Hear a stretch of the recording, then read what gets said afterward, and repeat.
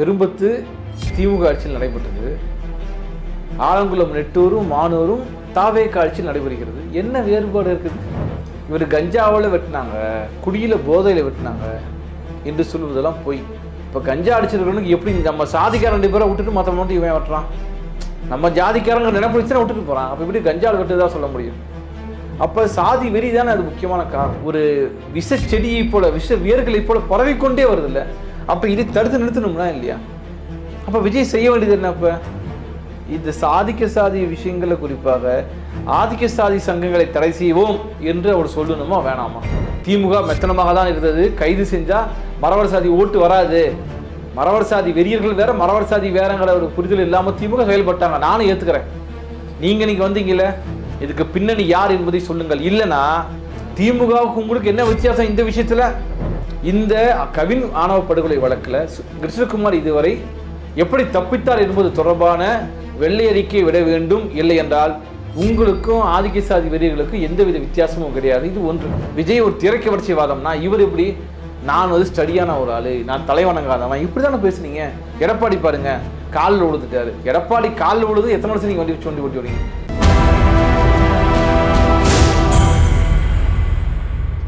நேயர்களுக்கு வணக்கம். இன்றைய நேர்காணலில் நம்மோடு இணைந்திருக்கிறார் மக்கள் அதிகார கழகம் திரு மருது அவர்கள். வணக்கம் தோழர். தமிழ்நாட்டில் புதிய ஆட்சி, ஒரு புதிய முகம். இந்த புதிய முகம் தேர்தலுக்கு முன்னாடி சட்டம் ஒழுங்கு சரியில்லை அப்படின்ற ஒரு முக்கிய நிலைப்பாட்டில் தான் தன் ஒரு ஆட்சியை கைப்பற்றியிருக்காங்க. கடந்த கால ஆட்சியாளர் மீது ஒரு பழி சுமத்தி தான் இந்த ஆட்சிக்கு வந்திருக்காங்க.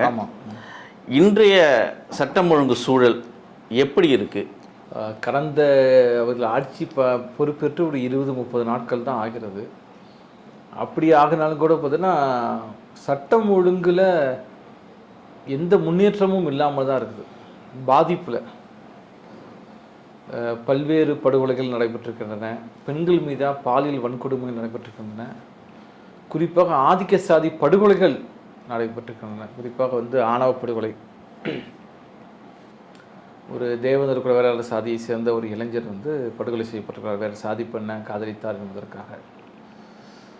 நேற்றைய முன்தினம் கூட பார்த்தோம் அப்படின்னா ஆலங்குளத்தில் ஒரு திருமண நிகழ்வில் ஆதிக்க சாதி வெறியர்கள் எதுக்கு பேனர் வச்சிங்கன்னு கொலை. அதாவது சண்டை எப்படி சண்டை பார்த்தீங்கன்னா, அவங்க கல்யாணத்துக்கு அவங்க மண்டபத்தில் பேனர் வைக்கிறாங்க, ஏன் பேனர் வச்சிங்க அப்படின்னு வெட்டுறாங்க. வெட்டிட்டு போனவங்க அப்படியே போகிற வழியில் அப்படியே ஆலங்குளத்துலேருந்து மானூர் வரைக்கும் 2 வீலரில் போய் அங்கே ஒரு 4 பேர்த்து வெட்டுறது. வெட்டுப்பட்டவர்கள் அத்தனை பேருமே தேவேந்திர குல வேளாளர் சாதி, பல்லர் சாதியை சேர்ந்தவர்களாக இருக்கிறாங்க. அப்போ இதுக்கெல்லாம் என்ன ரெமடி? பெரும்பத்து திமுக ஆட்சியில் நடைபெற்றது. ஆலங்குளம் நெட்டூரும் மானூரும் தாவேக ஆட்சியில் நடைபெறுகிறது. என்ன வேறுபாடு இருக்குது?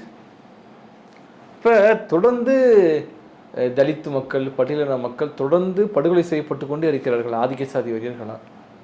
அதில் குறிப்பாக பார்த்தோன்னா கடந்த ஒரு 5-10 ஆண்டுகளுக்கு முன்பெல்லாம் இது போன்ற நிகழ்வுகள் நடத்த கிடையாது. எவ்வித காரணமுமே இல்லாமல் வந்து வெற்றது இருக்கு இல்லையா? பெரும்பத்தில் நடந்த மாதிரி, இப்போ நெட்டூரில் நடந்த மாதிரி, இப்போ மானூரில் நடந்த மாதிரி நிகழ்வு நடந்ததே கிடையாது இது வரைக்கும். ஏதாவது முன்விரோதம் இருக்கும், அது சாக்கா வச்சு வெட்டுவாங்க, கொல்லுவாங்க. ஆனால் எவ்வித காரணமும் இல்லாமல் கொலை செய்வது அப்படிங்கிறது வந்து மிக சீரியஸான ஒரு பிரச்சனையாக இருக்குன்னு நான் பார்க்குறேன். சீரியஸான பிரச்சனை அப்படின்னா, ஆதிக்க சாதி வெறியர்கள் எவ்வித காரணங்களும் இன்றி ஒரு நபர், அவர் பல்லராக இருக்கிறார், தேவேந்திர குல வேளாளர் சாதியாக இருக்கிறார், பறையராக இருக்கிறார், அருந்ததியாக இருக்கிறார் என்ற ஒரு காரணம் மட்டுமே போதும் கொலை செய்வதற்கு என்ற ஒரு நிலை இப்போ இருக்கு. முன்பாவது உரிமைகளை கேட்டார்கள். உரிமைகளை கேட்கும் போது நான் கொடுக்க மாட்டேன் என்று சொல்லி ஒரு கிளாஷ் வந்து, கிளாஷுக்கு அப்புறம் கொலைகள் வெட்டு நடக்கும். இப்போ எதுவுமே இல்லை. தூத்துக்குடி பக்கத்தில் ஒரு திணையில் ஒருத்தர் படுத்துருக்கிறாரு. வந்து 4 பேர் வர, இப்போ என்னப்பா ஜாதின்னு கேட்குறாங்க. அவர் நான் பல்லருங்கிறாரு, உடனே வெட்டிட்டு போகிறான். இது நடந்திருக்கு. கடந்த 5 ஆண்டுகளில் நடந்த விஷயத்தை நான் சொல்கிறேன். இது அப்படியே கண்டினியூ ஆகுது இங்கே.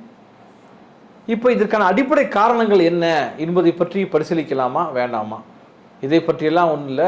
அவங்க அந்த எஸ்பி டிஎஸ்பி சொல்லலாம் கைது பண்ணிட்டோம். இதில் ஈடுபட்டவங்க அத்தனை பேருமே 20-24 வயதுக்கு உட்பட்டவர்கள் என்பது மிக முக்கியம். பெரும்பத்தில் கொலை செய்தவர்கள் சிறுவர்கள். அது சம்மந்தமாக மக்கள் கழகம் சார்பாக ஒரு உண்மையறியும் குழுவெல்லாம் நாங்கள் போயிட்டு வந்தோம். அதில் ஈடுபட்டவர் அத்தனை பேருமே சிறுவர்கள். இப்போ 18 வயசில் ஒருத்தர் 2 பேர் தான் இருப்போம், மற்ற எல்லாமே சின்ன பசங்க. கொண்டுட்டு நவீன் வாழ்க்கை இன்னொரு முழக்கம் போட்டு வராங்க. அப்போ எதற்காக இது செய்கிறாங்க? அந்த கிராமத்தில் நடந்ததே கிடையாது. இந்த பெரும்புத்து விஷயம் எடுத்துட்டோம்னா, அதிகாலையில் எல்லாம் டீ குடிக்கிறாங்க, வேலைக்கு போகிறாங்க. அங்கே நாடார்கள் அதிகமாக இருக்கக்கூடிய பகுதி. இங்கே மறவர் சாதியை சேர்ந்த வெறியர்கள், மறவர் சாதின்னு எல்லாத்தையும் சொல்ல முடியாது, மறவர் சாதி வெறியர்கள் வராங்க. கத்தி எடுத்துகிட்டு வந்து வெட்டுறான். முன்வீரது எதுவுமே கிடையாது. வெட்டுப்பட்டவர்கள் கோனார் சாதியை சேர்ந்தவங்க இருக்கிறாங்க, நாடார் சாதியை சேர்ந்தவர் இருக்கிறாங்க, பறையர் சாதியை சேர்ந்தவர்கள் இருக்கிறார்கள், வட இந்திய தொழிலாளி இருக்கிறார். ஆனால் அங்கே டீ குடிச்சிருந்த 2 பேர் மறவரை மட்டும் வெட்டாமல் போயிருக்கிறாங்க. ஆனால் ஊடகங்கள் என்ன சொல்லுதுன்னா, இவர் கஞ்சாவில் வெட்டினாங்க, குடியில் போதையில் வெட்டினாங்க என்று சொல்லுவதெல்லாம் போய். இப்போ கஞ்சா அடிச்சிருக்கணுக்கு எப்படி நம்ம சாதிக்காரன் 2 பேரை விட்டுட்டு மற்ற மட்டும் இவன் வெட்டுறான்? நம்ம ஜாதிக்காரங்க நினைப்பிடிச்சுன்னா விட்டுட்டு போகிறான். அப்போ இப்படி கஞ்சாவில் வெட்டுதான் சொல்ல முடியும்?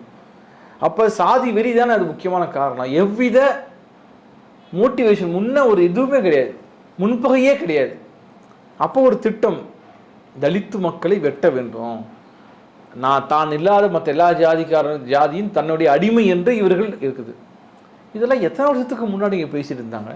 இன்றைக்கி சமூகம் முன்னேறிச்சு, எவ்வளவோ வளர்ந்துருச்சு, தமிழ்நாடு வளர்ந்து விட்டதுன்னு சொல்கிறாங்களே, இதில் எங்கே போய் வைக்கிறது?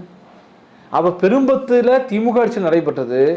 எவ்வித நடவடிக்கை எடுத்தாங்கன்னா சம்மந்தப்பட்ட நபரை கைது பண்ணீங்க, அதுதான் என்ன நடந்துச்சு? அதுக்கு பின்னணியாக யார் இருந்தாங்க? அங்கே இருக்கிற மக்கள் சொல்கிறார்கள், அதுக்கு பின்னணியாக நயினார் நாகேந்திரன் இருப்பதாகவும் கருத்து வருது. அதை பற்றி என்ன கருத்து? என்ன? திமுக அமைதியாக இருந்தாங்க. முக்கியமான விஷயம், ஆதிக்க சாதி சங்கங்கள் நேரடியாக RSS கட்டுப்பாட்டுக்கு வந்த பிறகு கடந்த 5 ஆண்டுகளில் அதன் நடவடிக்கைகள் மிகவும் வீரியமாக இருக்கின்றன. மக்கள் அதிகார கழகம் போன்ற அமைப்புகளை நாங்கள் தொடர்ந்து என்ன சொல்கிறோம்னா, ஆதிக்க சாதி சங்கங்களை தடை செய்ய வேண்டும் என்ற ஒரு கோரிக்கையை நாங்கள் முன்வைக்கிறோம். இந்த கோரிக்கை நிறைவேற்றப்படவில்லை இப்போது வரைக்கும். ஆணவ படுகொலைக்கு எதிராக சட்டம் கொண்டு வர வேண்டும் சொல்கிறாங்க. 2மே திமுக ஆட்சி நடைபெறவில்லை. சரி, இப்போ நீங்கள் ஆட்சிக்கு வந்து ஒரு 15 நாள் ஆச்சு. இப்போ நீங்கள் வந்து உங்கள் ஆட்சியை வந்து சரி பண்ணிக்கிறதுக்கு எங்களுக்கு 6 மாதம் நேரம் வரும்னு சொல்கிறீங்க. ஆனால் வெட்டிட்டான்ல, இப்போ எப்படி சரி பண்ணுறது? வெட்டின பிறகு ஒரு 4 பேர் நீங்கள் கைது பண்ணி உள்ளே வைக்கிறீங்க. நான் மற்ற கொலைகள், சண்டை, ஏற்கனவே முன்பகை சண்டையை பற்றி நான் பேச விரும்பல. எந்த முன்பகையும் இல்லாமல் என் வீட்டு கல்யாணத்துக்கு நான் பேனர் வைக்கக்கூடாது என்று சொல்வது என்ன? வட இந்தியாவில் தலித்து மக்கள் குதிரையில் போனாங்கன்னு போன வாரம் கூட வந்து மிகப்பெரிய தாக்குதல் பண்ணியிருந்தாங்க. அதுவே நமக்கு மோசமாக இங்கே இருக்குல்ல. பைக் ஓட்டினாங்கன்னு வெட்டுவீங்க, நல்லா படித்தான்னு சின்னதுரையை வெட்டுவீங்க, கபடி விளையாண்டன்னு ஒருத்தனை காலை வெட்டுவீங்க. அப்போ இதெல்லாம் எங்கே வந்து நிற்குது? எப்படி வளர்ந்து கொண்டே ஒரு விஷ செடியை போல, விஷ வேர்களை போல பரவிக்கொண்டே வருது இல்லை? அப்போ இதை தடுத்து நிறுத்தணும்னா இல்லையா? அப்போ விஜய் செய்ய வேண்டியது என்ன? அப்போ இந்த சாதிக்க சாதி விஷயங்களை, குறிப்பாக ஆதிக்க சாதி சங்கங்களை தடை செய்வோம் என்று அவர் சொல்லணுமா வேணாமா? இதெல்லாம் விட்டுட்டு அந்த 4 பேர் பிரச்சனை. நான் சொல்கிறேன், 4 பேருக்கு பின்னாடி இருப்பது யார்? இந்த பெரும்புத்து விஷயத்தில் அங்கே நேரடியாக கொலை செய்தவர்கள், குற்றவாளிகள் வீட்டுக்கே நம்முடைய தோழர்கள் போய் விசாரிச்சுட்டு வந்தாங்க. அதில் பாதிக்கப்பட்ட, அதாவது குற்றவாளிகளின் தாய்மார்கள் சொல்கிறார்கள், எங்கள் பையனெல்லாம் நான் வெளியூருக்கு வேலைக்கு அனுப்பிச்சிட்டாங்க, எப்போ வந்தானே எனக்கு தெரியாது, கைது பண்ண பிறகு தான் தெரியும். இன்னொரு பையனோட அம்மா சொல்கிறாங்க, யாராவது பெட்டிஷன் போட்டு 2 வருஷம் வெளியே வர விடாமல் பண்ணுங்க அவனை, என் பையனை, வெளியே வந்தால் மறுபடியும் இந்த ஜாதிக்காரனும் சேர்ந்து போயிடுவாங்கிறாங்க. கொலை செய்த நபர்கள் இருக்காங்கல்ல, அந்த குற்றத்தில் ஈடுபட்டாங்களே பெரும்பத்தில், அவர்களில் ஒரே ஒருத்தருக்கு மட்டும்தான் சொந்த வீடு, மற்ற யாருக்கும் சொந்த வீடே இல்லை. எவ்வளோ ஏழ்மையில் இருக்கிறீங்க? ஆனால் அவன் மண்டைக்குள்ளே ஆண்ட புத்தி இருக்குது, ஆண்ட சாதி பெரும் புத்தி. என்னடா வெங்காயம்?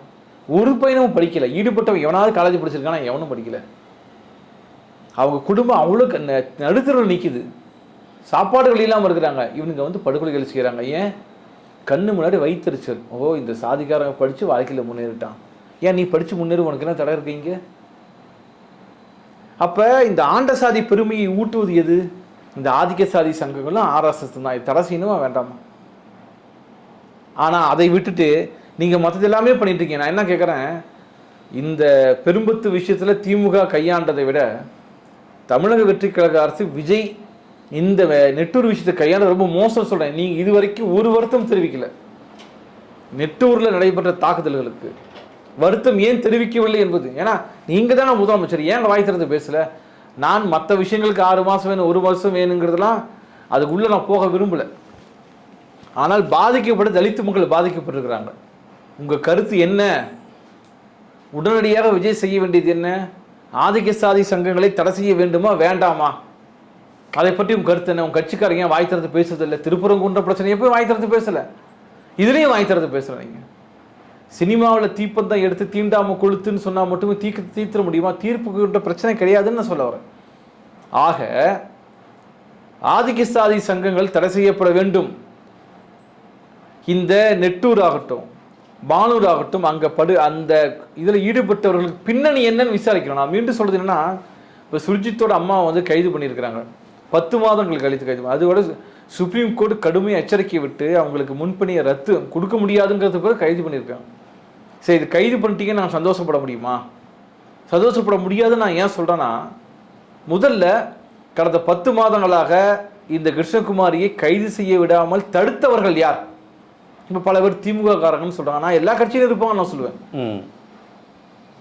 அப்படின்னா வெள்ளை அறிக்கை இங்கே வெளியிடுங்க. நிதி நிலைமை தொடர்பாக வெள்ளை அறிக்கை விடணும். நீங்கள் கோட் சூட் போட்டு ஜம்பமாக பேசுகிறீங்கல்ல, எங்களுக்கு பதில் வேண்டும். கிருஷ்ணகுமாரியை இத்தனை மாதங்களாக பதுக்கி வைத்திருந்தது யார்? கைது செய்ய விடாமல் தடுத்தது யார்? வெள்ளை அறிக்கை கொடுங்க. எந்த கட்சியாக இருக்கட்டும் பார்த்துக்கலாம். 2வது, கிருஷ்ணகுமாரியை இதுநாள் வரை கைது செய்ய விடாமல் தடுத்த போலீஸ் அதிகாரிகள் யார்? வெள்ளை அறிக்கை இதில் கொடுங்க. நீங்கள் உண்மையாக மக்களுக்கு இருக்கிறீங்களா இல்லையான்னு தெரிஞ்சிடும். 3வது, தலைமறைவாக இந்த அம்மா இருந்தாங்க இல்லையா, இந்த அம்மாவுக்கு பாதுகாப்பு கொடுத்தவர்கள் யார்? ஒரு குற்றவாளி அப்படித்தான் பிடிக்கிறீங்க. ஒரு கொலை பண்ணிட்டு தப்பிச்சு போறானா, யார் யாரை பாதுகாப்பு கொடுத்தாலும் அத்தனை பேருமலையும் வழக்கு போட்டு உள்ள தள்ளுறீங்களா இல்லையா? இந்த அம்மா குற்றவாளி தாங்க. A3ங்க இந்த அம்மா, கொலைகாரி இல்லையா இது? 4வது, இந்த அம்மா தலைமறைவாக இருந்த 10 மாத காலத்தில் யார் யார் கூட பேசுகிறாங்க அந்த நம்பர்லாம் வெளியிடுங்க. இதையெல்லாம் செய்யாமல் கிருஷ்ணகுமாரை கைது செய்து விட்டோம், எங்களுக்கு கிடைச்ச வெற்றி, எங்கள் கூட்டணி கிடைச்ச வெற்றின்னு பேசல ஏதாவது பயன் இருக்கா? இப்போ நமக்கு எப்போ இந்த அம்மாவை கைது பண்ணிட்டாங்க நாங்கள் சந்தோஷப்படுறதா? சட்டத்தின்படி ஒரு கொலை குற்றவாளியை கைது செய்வதற்கு 10 மாதம் எடுத்துக்கிறாங்க. ஒரு விடுங்க, 10 மாதமும் திமுகவுக்கு சொந்தம். உங்கள் கணக்குப்படி பார்த்தோம்னா ரைட், உண்மையும் கூட. திமுக மெத்தனமாக தான் இருந்தது. கைது செஞ்சால் மறவர் சாதி ஓட்டு வராது, மறவர் சாதி வெறியர்கள் வேற மறவர் சாதி வேறங்கிற ஒரு புரிதல் இல்லாமல் திமுக செயல்பட்டாங்க. நானும் ஏற்றுக்கிறேன். நீங்கள் இன்னைக்கு வந்தீங்கல்ல, இதுக்கு பின்னணி யார் என்பதை சொல்லுங்கள். இல்லைன்னா திமுகவுக்கு உங்களுக்கு என்ன வித்தியாசம் இந்த விஷயத்தில்? அந்த கேள்வி இருக்கு இல்லையா? அப்போ நீங்கள் உங்கள் அணுகுமுறை தான் அடுத்தடுத்து ஆதிக்க சாதி வெறியர்களுக்கு தூபம் போடுற மாதிரி ஆகுதுன்னு நான் சொல்கிறேன். நேற்று அந்த அம்மாவை கைது பண்ணாங்க கிருஷ்ணகுமாரியை, எல்லா மீடியாவிலும் கண்ணீர் விட்டு கதை நேரம் போடுறாங்க. ஏன் கொலை பண்ணால் ஜெயிலில் போடாமல் என்ன பண்ணுவாங்க? 10 மாதமாக நாங்கள் கண்ணீர் விட்டு அழலையா? கவின் யாருன்னே தெரியாது எங்களுக்கு. ஆனால் அந்த கவின் எங்கள் வீட்டு பையனாக, என் சகோதரனாக, என் உடன்பிறந்த நபராக நாங்கள் ஃபீல் பண்ணலையா? அவனுக்காக போராடியது யாரு? இந்த சாதின்னு ஒரு சாதி சொல்ல முடியுமா? இன்னைக்கு பட்டியல் வெளியேற்றது தான் தேவைன்னு பல பேர் பேசிட்டு இருக்கிறாங்க. தேவேந்திரகுல வேளாளர் சாதியை சேர்ந்த சில பேர் பேசிட்டு இருக்கிறாங்க. ஏன்னா அந்த மக்களை இதை புறக்கணிக்கிறாங்க. உண்மை. அவங்களுக்கு போராடியவர்கள் யாரு? பட்டியலத்தில் மற்ற சாதிக்காரங்களாம் போராட்டம் இல்லையா? சாதி மதம் பார்க்காம கவினுக்காக நிற்கலையா? கவின் ஒரு ஐக்கானா பார்க்கலையா? அப்ப இப்படிப்பட்ட போராட்டங்கள் தான், ஒரு அழுத்தம் தான் சுப்ரீம் கோர்ட் வரைக்கும் இருக்கு அந்த அம்மாவுக்கு வந்து முன்பிணை கொடுக்காம இருக்கு. பிரச்சனை என்னன்னா, நீங்க 3 மாசத்துக்குள்ள சார்ஜ் ஷீட் போடணும். சார்ஜ் ஷீட்டே போடாமல் 10 மாசம் இழுக்கிறீங்க. அப்போ ஹைகோர்ட் கண்டெம் பண்ணுறாங்க, சுப்ரீம் கோர்ட் கண்டெம் பண்ணுறாங்க. ஏன் சார்ஜ் ஷீட் போடலங்கிறாங்க, வேறு வழி தான் கைது பண்ணுறாங்க. அப்போ தமிழக வெற்றி கழக அரசு விஜய் நேர்மையான நபராக இருந்தால் இந்த கவின் ஆணவ படுகொலை வழக்கில் கிருஷ்ணகுமார் இதுவரை எப்படி தப்பித்தார் என்பது தொடர்பான வெள்ளை அறிக்கை விட வேண்டும். இல்லை என்றால் உங்களுக்கும் ஆதிக்க சாதி வெறியர்களுக்கும் எந்தவித வித்தியாசமும் கிடையாது. இது ஒன்று. 2வது, பெரும்பத்திலே நடந்த விஷயத்தை கூட அது ஒரு ரீஇன்வெஸ்டிகேஷன் நீங்கள் செய்யுங்க. நீங்கள் தானே சொல்கிறீங்க திமுக பண்ணதெல்லாம் தப்புன்னு சொல்கிறீங்கல்ல. நான் இந்த விஷயத்தில் திமுக பண்ணது தப்பு. பெரும்பத்தில் ரீஇன்வெஸ்டிகேஷன் பண்ணுங்க, யார் யாரெல்லாம் பின்னணின்னு பாருங்க. அங்கே இருக்கிற மக்கள் சொல்கிறாங்க, பசங்க அதை ஈடுபட்ட பசங்களாம் ரொம்ப ஏழ்மையாக இருக்கிற பசங்க, சாப்பாடுகள் இல்லாத பசங்க. ஆனால் விலை உயர்ந்த காரில், பல லட்சம் மதிப்புள்ள காரில் வந்து சரணடைகிறாங்க. போலீஸ் எங்கே போய் கைது பண்ணலன்னு சொல்கிறாங்க. இது பின்னணி என்ன? ஆதிக்க சாதி சங்கங்கள் செயல்பாடு என்ன? அவர்கள் என்ன சட்டவிரோதமாக செயல்பட்டு இருக்கிறாங்க? RSS இணைந்த பிறகு கடந்த 5 ஆண்டுகளில் ஆதிக்க சாதி வரி தாக்குதல்கள் எவ்வளவு அதிகமாக இருக்குது தமிழ்நாட்டில் என்பதையெல்லாம் கணக்கெடுத்து ஒரு வெள்ளை அறிக்கை கொடுங்கள், அது எங்களுக்கு தேவை. அப்படி இல்லாமல் நீங்கள் பேசுகின்ற வாயிலே வடை சொல்வது போல தான் இருக்கும் என்பது நம்ம கருத்து. இல்லை, ஆட்சி மட்டும்தான் மாறி இருக்கு. அந்த ஆட்சியில் கடந்த கால ஆட்சியாளர்களும் அதே காவல்துறை தானே, அதே அதிகாரிகள் தானே, அவங்க இங்கே மாறுதல் இல்லையே. அது எப்படி நீங்கள் அந்த நீதியை எதிர்பார்க்கலாம்? இல்லை, கண்டிப்பாக. நேற்று முன்தினம் கூட நான் ஒரு இடத்துல பிரிண்ட் விட்டு போட போயிருந்தேன். அப்போ ஒரு பையன் ஒருத்தர் இருந்தார். அவர் விஜய் கட்சியை சேர்ந்தவர். அவர்கிட்ட நான் ரொம்ப நேரம் பேசியிருந்தேன். அப்போ இன்றைக்கு ஓட்டு போடுறது யாருன்னு பார்த்தோன்னா அந்த ஜென்சி என்று சொல்லக்கூடிய ஒரு தலைமுறை திருமண சக்தியாக அவங்க இருக்கிறாங்க. அவங்க சரியான நபருக்கு ஓட்டு போட்டாங்களா இல்லையோ, ஆனால் திமுக கடந்த அவங்க அந்த செட்டு இந்த ஜென்சி தலைமுறை போன ஆட்சியில் போன முறை திமுக ஓட்டு போட்டவங்க, 2024 திமுக ஓட்டு போட்டவங்க. ஆனால் கண்ணு முன்னாடி திமுக செய்த தவறுகள், குறிப்பாக திமுகவோட அணுகுமுறை, அது பல்வேறு இதாகுது. அப்படின்னும் போது 2024 விஜய் வந்துட்டு அவ்வளோ ஓட்டு வாங்கியிருப்பாரான்னு நமக்கு தெரியாது. ஏன்னா இப்போ பிஜேபி பெரிய ஒரு அலை இருந்துச்சு. இந்த மாதிரி பிஜேபி எதிரான ஒரு பெரிய அலையும் கிடையாது. அது மட்டும் இல்லாமல் அலையை உருவாக்கவும் இல்லை. திமுக தேவையில்லைன்னு முடிவு பண்ணிட்டாங்க. இன்னொன்று அதாவது இந்த திமுகவுக்கு எதிராக இருந்த ஆன்டி இன்கம்பன்சி எல்லாமே சேர்ந்து விஜய்க்கு ஓட்டு போட்டாங்க. விஜய் ஏன் தெரிவு செஞ்சாங்க? அது ஒரு திரைக்க வரிச்சு. தமிழ்நாட்டில் ஒன்று நீங்கள் பொலிட்டிக்கல் சென்டிமெண்ட்டை உருவாக்கணும், இல்லைன்னா ப்ரைவேட் சென்டிமெண்ட், தனிநபர் சென்டிமெண்ட் தான் உருவாகும். ஜெயலலிதா ஜெயிக்கலையா? ஜெயலலிதாவுக்கும் ராஜீவ் காந்திக்கு என்ன சம்மந்தம் இருக்குது? யாரோ ராஜீவ் காந்தி இங்கே செத்து போயிட்டாரு, அவங்க தலைமாட்டில் இந்த அம்மா உட்காந்து ஊரெல்லாம் போஸ்ட் அடிச்சு ஓட்டி ஜெயிக்கலையா? 2001 2 தொகுதிக்கு மேல் நீங்கள் வேட்புமனு தாக்கல் செய்தாவே நீங்கள் தேர்தல் நிற்பதற்கு தகுதியற்றவர். விதி இருக்குது, தேர்தல் ஆணைய விதி இருக்குது. ஆனால் இது தெரிந்துமே வேண்டுமென்றே தோத்துருவோன்னு ஒரு பயம் வந்தோடனே இந்த அம்மா 4 தொகுதிகள் நின்று தங்களைத்தானே வேட்பாளர் நிற்பதற்கு தகுதி இழப்பு இவங்களே உருவாக்கிக்கிட்டு கருணாநிதியை நிற்க விடாமல் சதி செஞ்சிட்டாருன்னு ஒப்பாரை வச்சு இவங்க ஜெயிக்கலையா? அப்போ நீங்கள் அரசியல் ரீதியான உணர்வை மக்களிடம் நீங்கள் பரப்பாவிட்டால் தனிநபர் கழிவிறக்கம் தான் வெற்றி வரும். திரைக்கவசி தான் வெற்றி பெறும். இதுக்கு எம்ஜிஆரே சாட்சி. எம்ஜிஆர் எப்படிங்க ஜெயிச்சாரு? 1975 திமுக ஆட்சி கலைக்கப்படுது. 2 வருடம் கழித்து காங்கிரஸுக்கு எதிரான அலை ஓய்ந்த பிறகு இவர் ஜெயிக்கிறாரு. 80 ஆட்சி கலைச்சிட்டான்னு மறுபடியும் ஜெயிக்கிறாரு. அதுக்கப்புறம் இங்கே அமெரிக்காவில் போய் உடம்பு சரியில்லை படுத்துக்கிறாரு, உடம்பு சரியில்லை ஜெயிக்கிறாரு. என்ன நல்லது பண்ணி ஜெயிச்சார் அவர். அதே ஜெயலலிதா நான் கதையே சொன்னேன். அதை தான் விஜய் இப்போ பண்ண போகிறார். ஆனால் இந்த திரைக்கவர்ச்சிவாதத்துக்கு எதிராக நீங்கள் முன்னிறுத்துவது எது?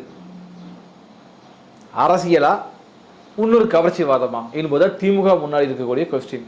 இல்லை, இப்போது இந்த அரசியலில் ஒரு மாற்றம் நிகழ்ந்திருக்குன்னா அதிகார சுவைத்தவர்களே சுவைக்க விடாமல் இங்கே ஒரு மாற்றம் ஏற்பட்டிருக்கு இல்லையா? ஆமாம். ஒரு புதிதானவர்கள் எல்லாருமே இன்றைக்கி அமைச்சராகவும் எம்எல்ஏக்களாகவும் தேர்ந்தெடுத்திருக்காங்க. அது ஒரு மாற்றம் தானே, அதை வரவேற்கணும் இல்லையா? இல்லை, கண்டிப்பாக. ஆனால் அதில் பாதிக்கு மேற்பட்டவர்கள் வேறு கட்சியில் வந்தாங்க. ரெட்டியார்பட்டி நாராயணன் இந்த நாங்குநேரியில் ஏடிஎம்கேல சீட்டு கேட்டார், கிடைக்கலன்னு அப்படி இதுக்கு தாவிட்டார், அவர் ஜெயிச்சிட்டார். இப்போ செங்கோட்டையனை பற்றி நமக்கு தெரியும். செங்கோட்டையன் அவங்க கூட இருந்த நபர்கள் எல்லாம் இப்போ ஜெயிச்சிருக்கிறாங்க. இப்படி நான் மீண்டும் சொல்லப்போனால் மக்கள் ஒரு மாற்றத்தை வேணும்னு ஒரு குறிப்பிட்ட செக்டர் தீர்மானிக்கிற சக்தி ஓட்டு போட்டிருக்காங்க. மாற்றம் இல்லை. அவங்க முன்னாடி ஒரு பெஸ்ட்டு தெரியல. அதே பழைய சோறு தான் சொல்கிறீங்களா? இது பழைய சோறுங்கிறது அதோட மோசமான சோறாக கூட இருக்குது. நான் மீண்டும் சொல்றது என்னன்னா, மக்களுக்கு பெஸ்ட்டு தெரியல. நீங்கள் கவர்ச்சிவாதத்தை முன் வச்சிங்கன்னா அதில் மிக மோசமான கவர்ச்சிவாதத்தை மக்கள் தெரிஞ்சிருப்பாங்க. இல்லை, இன்னைக்கு மக்கள் கொள்கையை சார்ந்து பயணிக்கலையே அரசியல். ஏன் இல்லைன்னா, ஏன் உண்மை ஏன் அப்படி இல்லைன்னா, நீங்கள் மு.க. ஸ்டாலின் கொள்கையை முன்னிறுத்தவில்லை. நிறுத்தியிருந்தா அங்கே கொள்கை எது சரின்னு பேசியிருப்பாங்க. கொள்கை முன்னிறுத்தலை.